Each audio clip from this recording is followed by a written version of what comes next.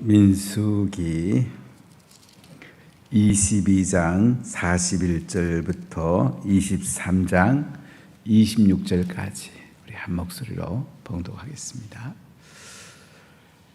민수기 22장 41절입니다. 아침에 발락이 발람과 함께하고 그를 인도하여 바알의 산당에 오르매 발람이 거기서 이스라엘 백성의 진 것까지 보니라. 발람이 발락에게 이르되 나를 위하여 여기 제단 7을 쌓고 거기 수송아지 7마리와 순양 7마리를 준비하소서 하매 발락이 발람의 말대로 준비한 후에 발락과 발람이 제단에 수송아지와 순양을 드리니라. 발람이 발락이 이르되 당신의 번제물 곁에 서소서 나는 저리로 가리이다. 여호와께서 혹시 오셔서 나를 만나시리니 그가 내게 지시하시는 것은 다 당신에게 알리시리이다 하고 언덕길로 가니 하나님이 발람에게 임하시는지라. 발람이 아뢰되 내가 7 제단을 쌓고 각 제단에 수송아지와 순양을 드렸나이다. 여호와께서 발람의 입을 말씀을 주시며 이르시되 발락에게 돌아가서 이렇게 말할지니라. 그가 발락에게로 돌아간즉 발락과 모함의 모든 고관이 번제물 곁에 함께 섰더라. 발람이 예언을 전하여 말하되 발락이 나를 아람에서 모압 왕이 동족 산에서 데려다가 이르기를 와서 나를 위하여 야곱을 저주하라. 와서 이스라엘을 꾸짖으라 하도다. 하나님이 저주하지 않으신 자를 내가 어찌 저주하며 여호와께서 꾸짖지 아니하신 자를 내가 어찌 꾸짖으라. 내가 바위 위에서 그들을 보며 작은 산에서 그들을 바라보니 이 백성은 홀로 살 것이라. 그를 여러 민족 중에 하나로 여기지 않으리로다. 야곱의 뒷거를 누가 능히 세며 이스라엘의 4분의 1을 누가 능히 세고 나는 의인의 죽음을 죽기 원하며 나의 종말이 그와 같기를 바라노라 하매 발락이 발람에게 이르되 그대가 어찌 내게 이같이 행하느냐. 나의 원수를 저주하라고 그들을 데려왔거늘 그대가 오히려 축복하였도다.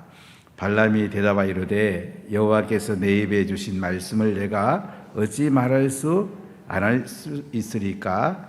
발락이 말하되 나와 함께 그들을 달리 볼 곳으로 가자. 거기서는 그들을 다 보지 못하고 그들의 끝만 보리니 거기서 나를 위하여 그들을 저주하라 하고 소임들로 인도하여 비스가 골짜기에 이르러 7 제단을 쌓고 각 제단에 수송아지와 순양을 드리니 발람이 발락이 이르되 내가 저기서 여호와를 뵐 동안에 여기 당신의 번제물 곁에 서소서 하니라. 여호와께서 발람에게 임하사 그의 입에 말씀을 주시며 이르시되 발락이로 돌아가서 이렇게 말할지니라. 발람이 가서 본적 발락이 번제물 곁에 섰고 모압 고관들이 함께 있더라. 발락이 발람에게 이르되 여호와께서 무슨 말씀을 하시더냐. 발람이 예언하여 이르기를 발락이여 일어나 들을지어다. 십볼의 아들이여 내게 자세히 들으라. 하나님은 사람이 아니시니 거짓말을 하지 않으시고 인생이 아니시니 후회가 없으시도다. 어찌 그 말씀하신 바를 행하지 않으시며 하신 말씀을 실행하지 않으시랴. 내가 축복한 것을 받았으니 그가 주신 복을 내가 돌이키지 않으리라. 야곱의 허물을 보지 아니하시며 이스라엘의 반역을 보지 아니하시는도다. 여호와 그들의 하나님이 그들과 함께 계시니 왕을 부르는 소리가 그 중에 있도다. 하나님이 그들을 애굽에서 인도하여 내셨으니 그의 힘이 돌수와 같도다. 야곱을 해할 점술이 없고 이스라엘을 해할 복술이 없도다. 이때에 야곱과 이스라엘에 대하여 논할진대 하나님께서 행하신 일이 어찌 그리 크냐 하리로다. 이 백성이 암사자같이 일어나고 수사같이 일어나서 움킨 것을 먹으며 죽은 피를 마시기 전에는 눕지 아니하리로다 하매 발락이 발람에게 이르되 그들을 저주하지도 말고 축복하지도 말라. 발람이 발락에게 대답하여 이르되 내가 당신에게 말하 이르기를 여호와께서 말씀하신 것은 내가 그대로 하지 않을 수 없다고 하지 아니하더이까. 아멘.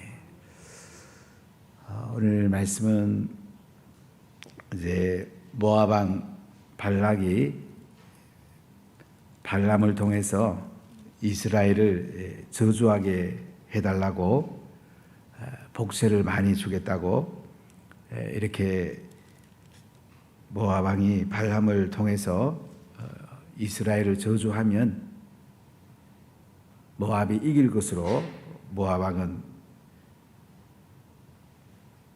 오늘 발람과 사이에 여러 가지 대화가 오가고 있는 것을 볼 수가 있습니다. 우리가 인생을 살아가면서 어떤 곳에 기준을 두느냐, 내 중심이 어디 있느냐 참 중요합니다. 하나님 말씀에 내 중심을 두고 내 이득보다는 하나님의 말씀이 이루어지는 것이 기쁜가. 항상 말씀에 붙잡히고 말씀을 삶으로 담아내는지 자신을 돌아보고 말씀 따라가는 것이 가장 복된 인생입니다. 우리 말씀과 줄다리기 할 때가 있잖아요. 말씀대로 살다 보면 내가 손해보는데, 말씀대로 살면 내가 미치는 인생을 사는데 손해보는 쪽을 선택할 건가? 말씀대로 살아가는 거. 어떨 때는 어렵잖아요. 말씀대로 따라가면 좋은 일만 있으면 참 따라가기가 어려운데, 말씀 따라가다 보면 세상의 것은 많이 손해를 보게 되죠. 이것이 우리에게 축복인데 우리는 자꾸 내가 이득이 될까 손해가 될까, 여기 기준에 매일 때가 참 많습니다. 저는 목회하면 이게 참 안타깝더라고요. 결론은 성경에 다 나와 있습니다. 복된 인생이 뭔지, 영화로운 인생이 뭔지 성경을 읽어보면 분명하게 답을 우리에게 주고 있습니다. 그런데 우리는 자꾸 살다 보면 말씀을 자꾸 걸러서 들을 때가 많지요. 목사님은 저렇게 말씀 전하시지만은 나는 요거만 받아들이고 요거는 그냥 버릴 거야. 걸러가지고 들을 때가 많지는 않습니까? 하나님 말씀 읽다가도 그대로 말씀대로 우리가 들으면 되는데 또 손해되는 건 걸러내고 나한테 이득되는 것만 취하려고 하지는 않습니까? 이게 어리석은 겁니다. 하나님의 주의를 지켜라 그러면 주의를 지키고, 11조라면 11조 하고, 복음 전하면 복음 전하고, 제사하면 제배자 삼고, 사랑하라면 사랑하고, 하나님 하라는 대로 하면은 우리 인생은 하늘 문이 열립니다. 하족한다랍니다. 이 말씀을 자녀들에게 전수하면 자녀들에게 하늘 가는 길이 열립니다. 하늘 문을 열고 하나님이 하늘의 은혜와 기쁨과 하늘의 선물들과 온갖 좋은 것들을 부어주십니다. 그래서 우리가 하나님하고 내 삶의 중심이 맞춰져 있는가, 구름기둥 불기둥이 잘 보이는가, 언나팔 소리가 잘 들리는가, 저자의 권위를 세우는 쪽으로 내 인생의 중심을 맞추는가. 이 민수기를 읽으면 우리 가는 길, 광야를 걸어가는 인생길에서 어떻게 살아야 되는가 너무너무 선명하잖아요. 얼마나 선명합니까?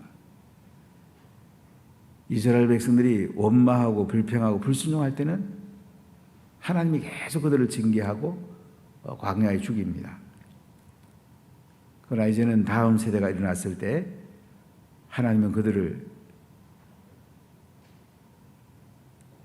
모압 평지까지 얼마 안 돼서 도착하게 합니다.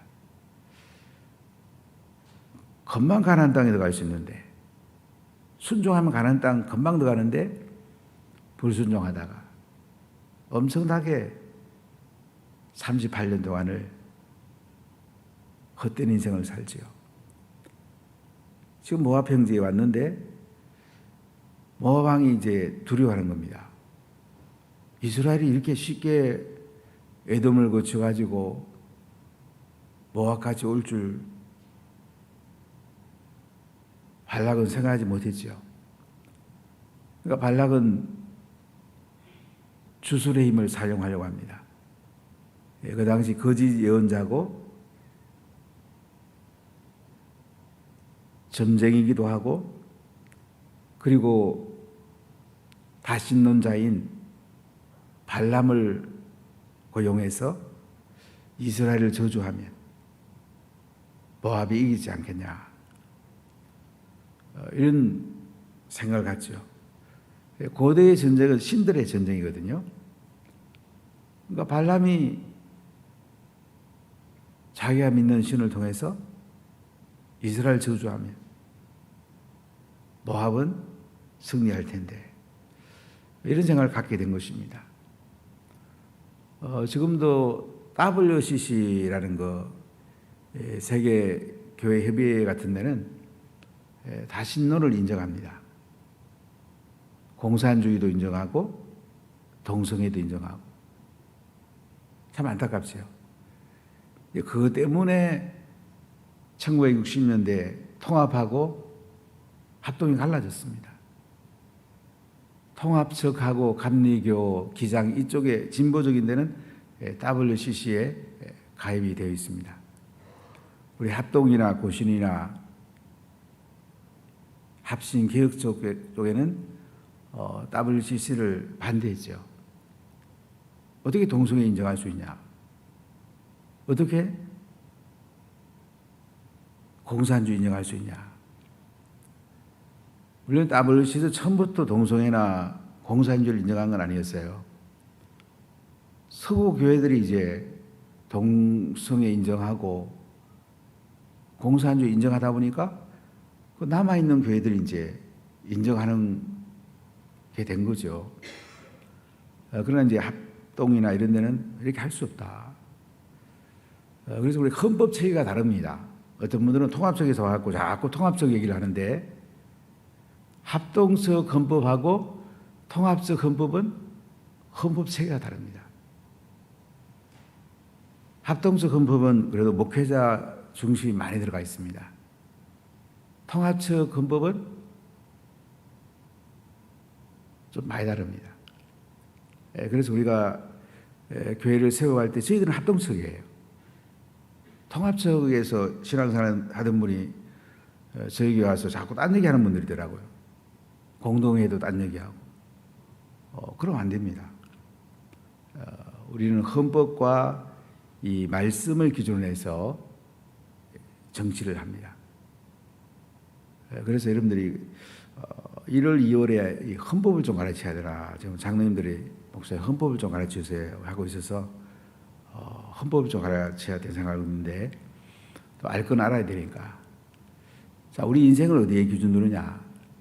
성령의 은혜와 말씀의 기준으로 두는 거죠. 오늘 모압왕 보세요. 41절 한번 보세요. 아침에 발락이 발람과 함께하고 그를 인도하여 바알의 산당에 오르매 발람이 거기서 이스라엘 백성의 진 끝까지 보니라. 이제 발락이 사람을 보내갖고 고관을 보내가지고 발람을 데리고 옵니다. 발락하고 발람이 바알의 산당에 올라갑니다. 발람은 거기서 이스라엘 백성 진 끝까지 봅니다.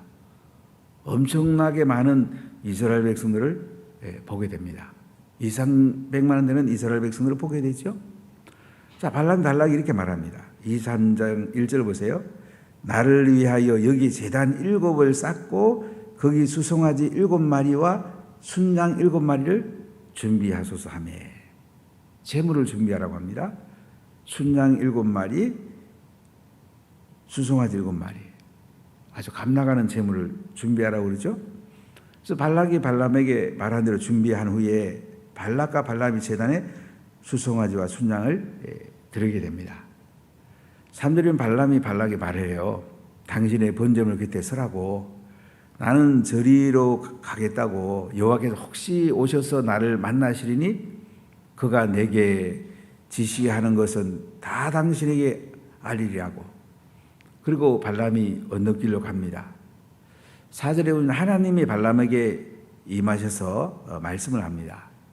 내가 7 제단을 쌓고 각 제단에 수송아지와 순양을 드렸나이다. 이렇게 발람이 하나님께 아뢰니까 5절에 여호와께서 발람의 입에 말씀을 주시며 이르시되 발락에게 돌아가서 이렇게 말할지니라. 이제 하나님께서 이 발람을 보내면서 하나님이 주시는 말씀만 전하라고 했거든요. 그래서 여호와께서 이제 발락에게 돌아가서 이렇게 말하라고. 6절에 보니까 그가 발락에게 돌아가서 발락과 모압의 모든 고관이 번제물 곁에 함께 서 있습니다. 7절에 발람이 예언하면서 이렇게 말합니다. 발락이 나를 아람에서 모압 왕이 동쪽 산에서 데려다가 이르기를 와서 나를 위하여 야곱을 저주하라. 와서 이스라엘 꾸짖으라 하도다. 하나님이 저주하지 않으신 자를 내가 어찌 저주하며 여호와께서 꾸짖지 않으신 자를 내가 어찌 꾸짖으라. 내가 바위 위에서 그들을 보며 작은 산에서 그들을 바라보니 이 백성은 홀로 살 것이라. 그를 여러 민족 중에 하나로 여기지 않으리로다.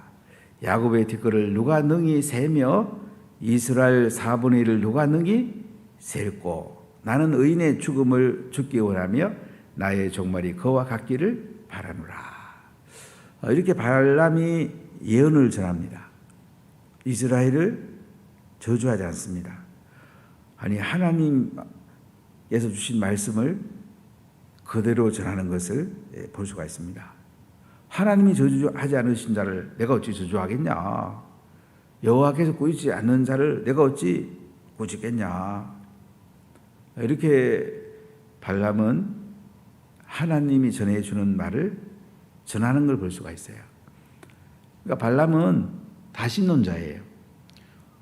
인도에는 3억 한 5천 정도의 신이 있다고 그래요. 제가 이제 불교 사원을 한번 가보고 싶어서 불교 사원 좀 가볼 수 있냐니까 인도에서는 불교 사원 찾기가 거의 어렵습니다.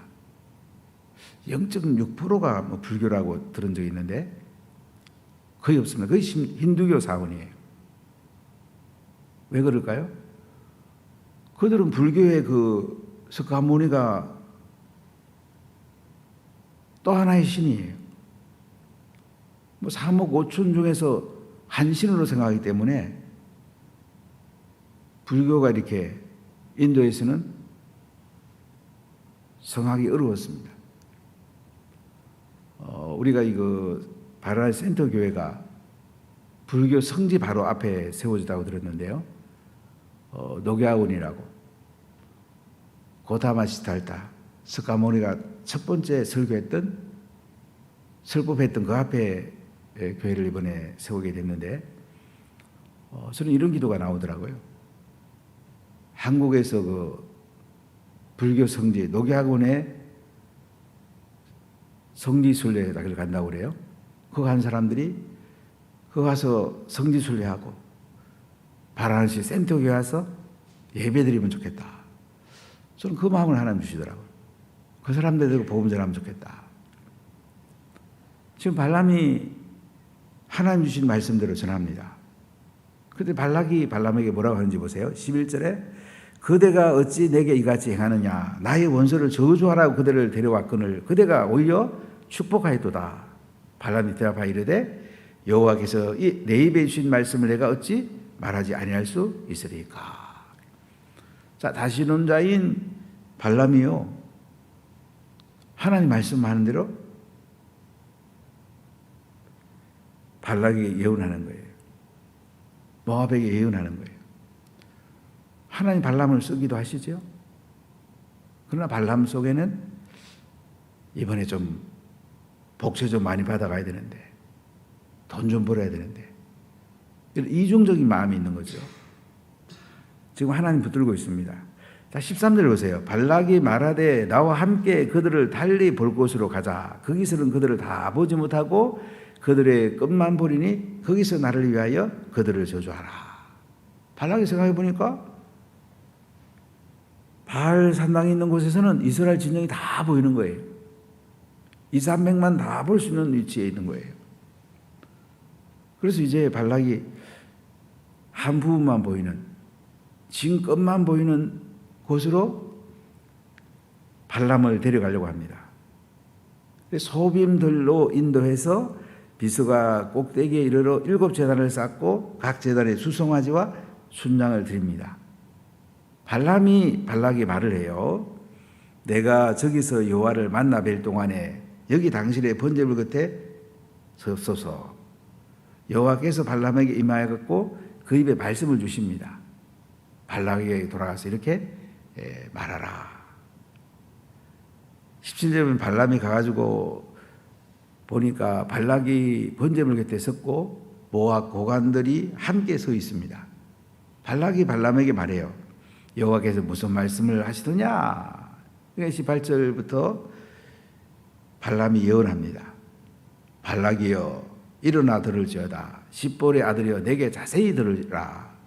하나님은 사람이 아니시니 거짓말을 하지 않으시고 인생이 아니시니 후회가 없으시도다. 어찌 그 말씀하신 바를 행하지 않으시며 하신 말씀을 실행하지 않으시라.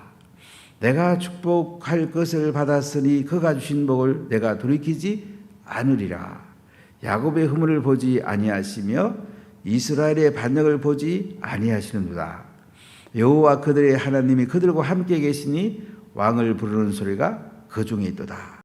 하나님이 그들을 애굽에서 인도하여 내었으니 그 힘이 들 수가 같도다. 야곱을 해할 점술이 없고 이스라엘을 해할 복술이 없도다. 이때 야곱과 이스라엘에 대하여 논할진대 하나님께서 행하신 일이 어찌 그리 크냐 하리로다. 이 백성이 암사자 같이 일어나고 수사자 같이 일어나서 움킨 것을 먹으며 죽은 피를 마시기 전에는 눕지 아니하로다 하며.